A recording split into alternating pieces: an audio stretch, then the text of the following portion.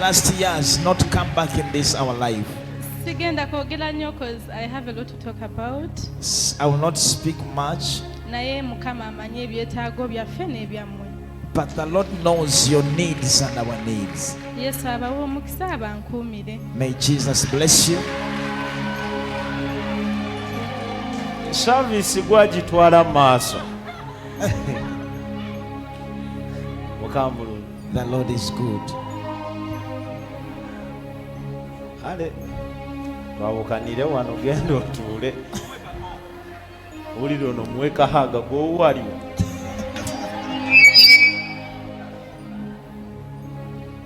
Mukamulungi. The Lord is good. Duli bolunaku olwa. It will be one day Ndijja n'entuula wali n'abuulira enjiri. that I will come and sit there and she will preach the gospel. Lumu yaŋŋamba. She told me one day, Nze bye sibisobola. I can't make or can't do that. Nange ne mugamba nange nakigamba nga Pastor Iga. And I told him that I used to tell Pastor Iga the same, Nti sibisobola. that I cannot do it. Kaakati nzuuno. Now here am I. Mbasuubiza kino. I promise you, Aliyimirira. she will stand N'abuulira enjiri. and preach the gospel, N'alagula. prophesy. Mukama ajja kimuwa. The Lord will give it to her. Newankwadde essaawa zino tasobola kikola. Though right now she cannot do it. Wilson. Wilson, Mama akafaananyi ng'oli mu maaso gakuwaako obunabbi. just imagine you are beforehand, she's prophesying to you. Mukama mulungi. God is good. Arsenal. Omwaka twaguyingidde nammwe. Arsenal tulinga balongo. Ekigwa ewange kigwa ewuwo. 2-1. Awo lyessanyu lyange nga babakuba busajja mmwe. Mukama mulungi. God is good. Nga tetunagenda wala. Before we continue, Tugenda kuwaayo. we are going to give Oyo gw'olabye mu maaso gammwe. the one you've seen before you, Ng'oggyeko Katonda. apart from God. Ye muntu omulala mpe. She's another Mukama person mulungi. who has been there for me. Ng'oggyeko Katonda wange. Apart from my God, Ye muntu omulala mpe emirembe. she's another person who gives me peace. Mukama mulungi. God is good. Okugejja kuno kw'olaba He's becoming fat. ye bwe buzibu. She's the proposer. Era mu November And in November, tugenda Luweero.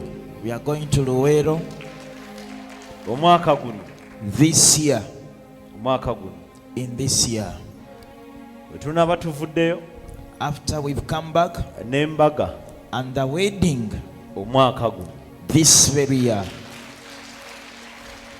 Embaga The wedding tegenda beera walala wonna will not be any other place wano. but here. Buli muntu yenna And everybody, nkuwadde open invitation. I have given you the open invitation. Oteyagalira ku mukolo gwa kitaawo oneeyagalira ku gwani. If you don't enjoy on your father's wedding, to whose wedding will you enjoy? Mwe abayiwamu munaatugamba ne tubayiyiza eyo. People who test a little bit will tell us later. So omwaka guno This year, ze zimu ku nteekateeka ennungi those are some of the good preparations ze tugenda okukola mu linnya erya Yesu. of which we are going to be doing. Kati naawe nkusabira nnyo. So the same I pray for you. Abamu ku mmwe njagala munsooke n'okunsooka. Some of you, I want you to do it before I do. Laba bannakyeyombekedde be basigadde nga batudde. Laba abavubuka bataagala kwase basigadde nga batudde. The young people who don't want to marry, Nkusabira omwaka guno I pray that this year, onsookeyo mu linnya erya Yesu. for you to do it before me in Jesus' name. Wilson. Lwaki onsirisa?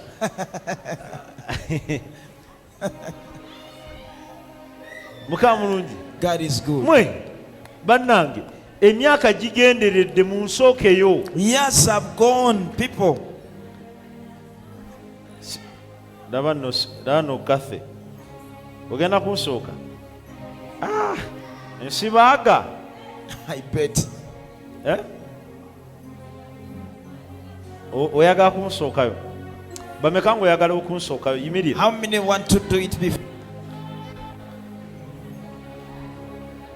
Hey, muyina oba temuyina?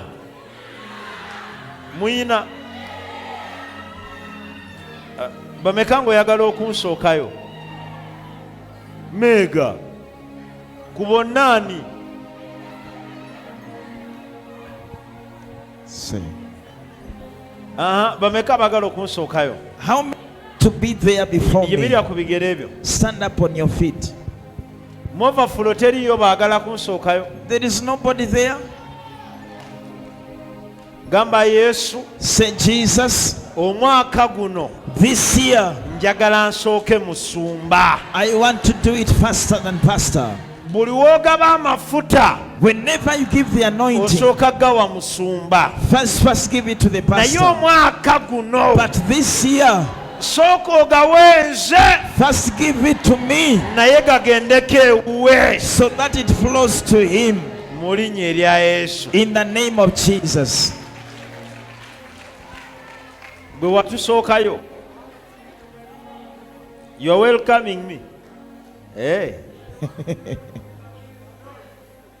Nze nakulindako katini. Nakulindako awo katini.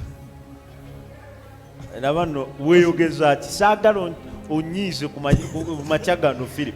224 Sande agadde kukomerera nga katuuti. Nakulindako katini. Wandindako? Gwe wali onsibye. Mukama mulungi. God is good. Kati mwe abasigadde nga mutudde aha. Now what about you remain seated? Ki ekyabaawo? What happened? Oh, Ki ekyabaawo? what happened? Waliwo ekyabatuukako? Is there anything that happened to you? Ki ky'olifa teweerabidde? What will you never forget in life? Ani yakuloga? Who bewitched you?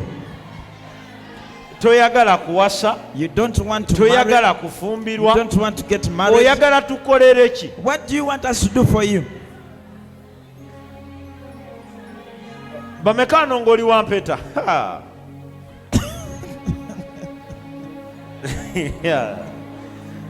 Ne bannaye tuswala. Gwe samba akajja olabe. Nsamba akajji. Samba akajja olabe. Nze abadde abasibye. Okyogedde.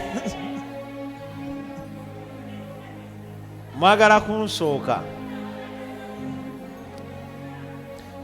Bawala bange bameka ng'oyagala muzungu?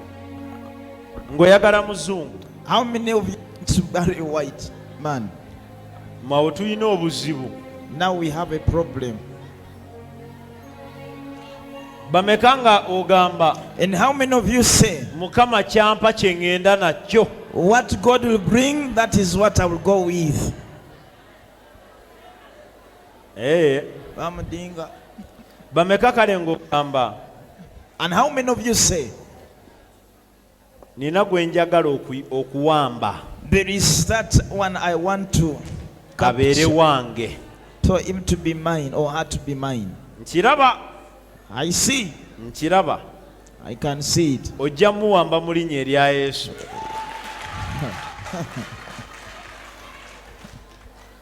Mukama mulungi. God is good. Okay. Tugenda kuwaayo. Now we are going to give in the house of God. Then tugende ku kyatuleese. And we go on to what brought us here. Mukama agenda kusumulula amafuta mu kifo kino. And God is going to release the anointing in this place. Mwoyo wa Mukama agenda kujjula ekifo kino. The Spirit of God is going to fill this place Mu ngeri eyeewuunyisa mu linnya erya Yesu. in the amazing way in Jesus' name. Mu linnya erya Yesu. In the name of Jesus. Kwata ekiweebwayo kyo. Now get your offering. kwata ekiweebwayo kyo. Just get hold of your offering. Tuyina ensigo We have the seed gye tugenda osiga ey'enjawulo of which we are going to be sowing, and that is a special seed egenda otuyingiza omwaka 2024 that will usher us into 2024. mu linnya erya Yesu. In Jesus' name. Kwata ekiweebwayo kyo, Now get hold of your offering. yimirya ku bigere byo, Stand up on your feet. twangweko. Let's try to be quick. Tulina obudde, We have obudde tulina paka budde kukya, we still have time up to morning, naye tulina bingi ebyobukoleramu. but we have many to do it. Kwata ekiweebwayo kyo, Get hold of your offering jangu wano mu maaso. and come in front. Abali waggulu, abali waggulu mugenda lindako bano baveewo, People who are on the for this one to first, then namwe mujje muweeyo then you also come and give mu linnya erya Yesu. in Jesus' Abali name. waggulu kwata ekiweebwayo kyo, People that overflow, get your yimirya offering buyimirizi ku bigere byo. and stand on your feet. Bano bwe baggwawo, When these people are done, then mugenda kujja namwe muweeyo. you'll come and then you give. Mukama abampeera omukisa, May the Lord bless you. Mukama abampeera omukisa. Kwata ekiweebwayo kyo kiteeke mu banka.